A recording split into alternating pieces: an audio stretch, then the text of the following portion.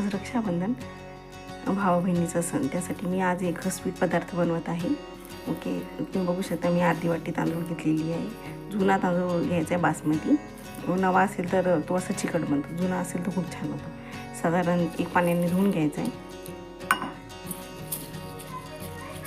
एकदम पाण्याने धुवून घ्यायचं, म्हणजे याच्यावरची जी पावडर किंवा फ्रीजवरती टाकेलं असतं ते निघून जातं. आणि हे पाणी दुसरं पाणी तुम्ही झाडाला टाकू शकता, म्हणजे पाण्याचाही वाया जात नाही. तांदूळ स्वच्छ धुतला आहे. आता मी थोडा भिजत घालते तांदळाला. अर्धा तास भिजत घालायचा, खूप छान फुलतो. ओके, तर जिन्नस रेडी आहे. साधारण 1 कप गूळ घ्यायचा आणि 1च कप कोकोनट घ्यायचं आहे, एकदम सम प्रमाणात, म्हणजे तुमचं चेंज होणार नाही. ओके, आणि दालचिनी तर मस्ट आहे, दालचिनी नक्की घ्या, त्याने खूप छान. एक वरचं तुम्ही विलायची किंवा लोंगही नाही टाकली, पण दालचिनी या भातामध्ये खूप खूप सुंदर लागते. उभी चिरून असे बदाम घेतलेले, थोडेसे माझ्याकडे ड्रायफ्रूट्स होते जे की पिस्ता, आणि हे माझ्याकडे कांदे मनुके आहे. ओके, आणि तो मी तांदूळ भिजू घातलेला होता, साधारण चांगला भिजलेला आहे, आता बघू शकता. चला तर मग व्हिडिओला रेसिपीला सुरुवात करूयात. ठेवली आणि साधारण 1 मोठा चम्मच तुम्हाला तूप घ्यायचं आहे.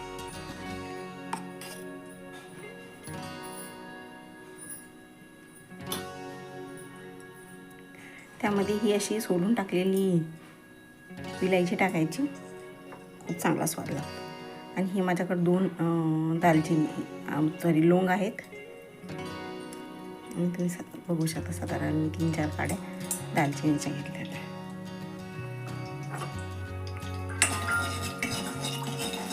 चांगला परतून घ्यायचं आहे तुपामध्ये हा मसाला.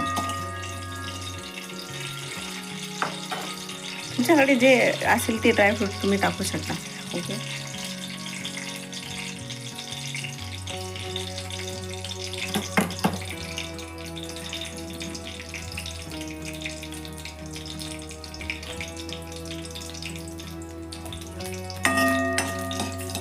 तुपाचा आणि मसाल्याचा वास येते.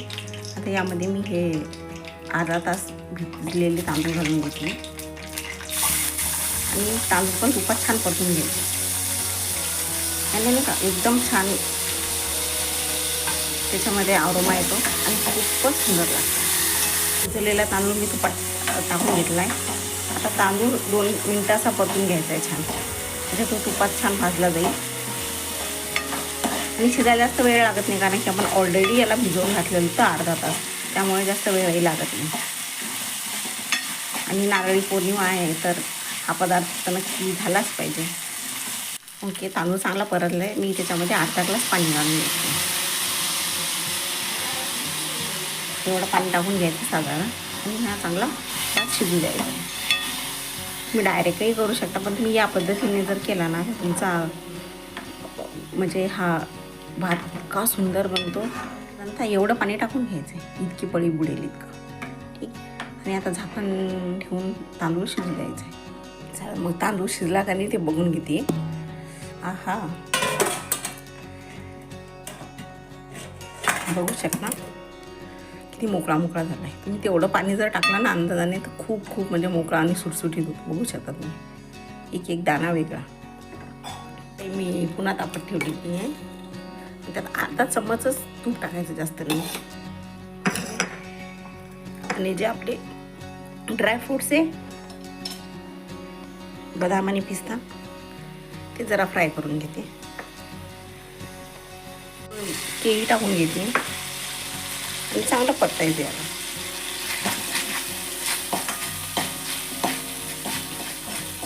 बदाम आणि पिस्ता चांगले फ्राय झाल्यानंतर यामध्ये हे 1 वाटी ओलं खोबरं, किसलेलं ओलं खोबरं टाकून घ्यायचं आणि चांगलं परतून घ्यायचं आहे.